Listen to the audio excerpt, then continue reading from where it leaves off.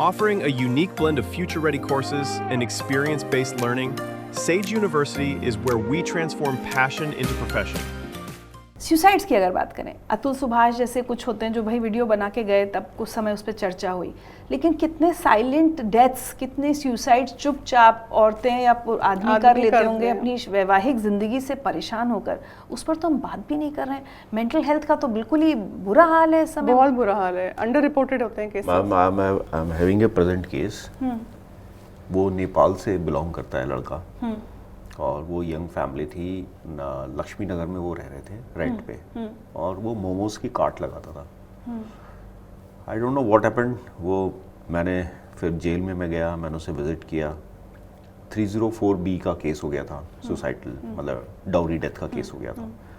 तो he got arrested immediately, और अभी तक आई ट्राइड। वाइफ की डेथ हो गई उसमें। हाँ, वाइफ ने शी कमिटेड सुसाइड।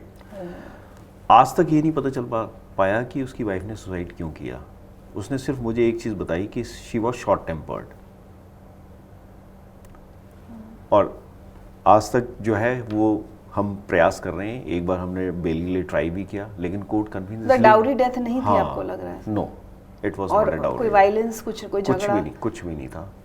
दोनों नेपाल से अपने यहाँ दिल्ली आए, दोनों स्ट्रगल कर रहे थे, और वो सिर्फ मोमो कार्ट लगा के वो अपना डे टू डे अपना जो है वो अर्न करता था। फैमिली रन हो रही थी। उसका एक छोटी बेटी है, वो अभी आज भी नेपाल में ही रहती है अपने दादा दादी के साथ, और he is behind the bar since more than 1.5 years has gone. And no one knows what the truth is. And I was trying to get bail for him. I tried a lot, but I could not get the bail. अच्छा, एक और चीज़ है, अभी हम लोग जो कहते हैं भाई 3 दिन की शादी के बाद, मुझे किसी लॉयर ने कहा था कि 3 दिन की शादी के बाद शायद वाइफ ने कहा डिवोर्स चाहिए, 10 दिन 15 दिन महीना ऐसे आ रहे खबर।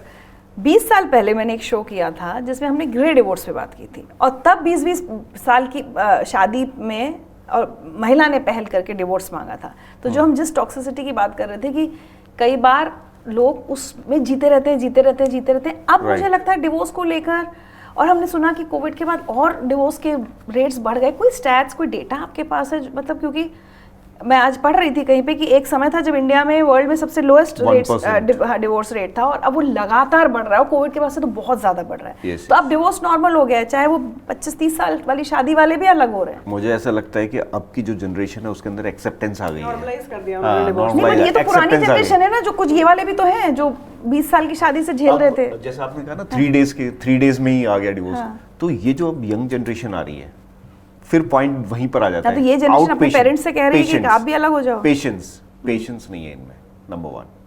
नंबर ये है कि ये बहुत जल्दी तरक्की पाना चाहते हैं। सर, इनका तो मान गए। सर, पुरानों को क्या कहेंगे आप? 30 साल पुरानी शादी थी जिसकी, वो तो आज की जनरेशन नहीं है। वो मैम बहुत एक्सेप्शनल केसेस होंगे, नहीं, बहुत कम केसेस होते हैं, वो उतना सह चुके होते हैं, अब उनसे नहीं हो पाता, और फिर फैमिली भी थोड़ा पुश करती है कि आप लोग क्यों साथ रहते हो, आपको नहीं।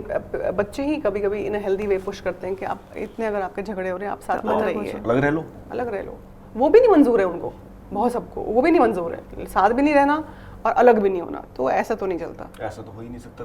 जजेस भी यही कहते हैं, जजेस समझाते हैं, जजेस प्रिजाइडिंग ऑफिसर फैमिली कोर्ट्स में खुद समझाते हैं कि देखो ultimately end of the day तो आपका डिवोर्स ही होना है। अगर आप देखो आप डिवोर्स भी नहीं दे रहे, साथ भी नहीं रहना, तो ये एडमेंसी तो ऐसे चलेगी नहीं। एक आपको पाथ तो चूज करना पड़ेगा, है ना। You part the ways in a good note, यही सोल्यूशन है इसका। अगर आप ये वीडियो YouTube पर देख रहे हैं तो हमारे चैनल को सब्सक्राइब कर बेल आइकन दबाएं, और Facebook पर देख रहे हैं तो हमारे पेज को लाइक करें।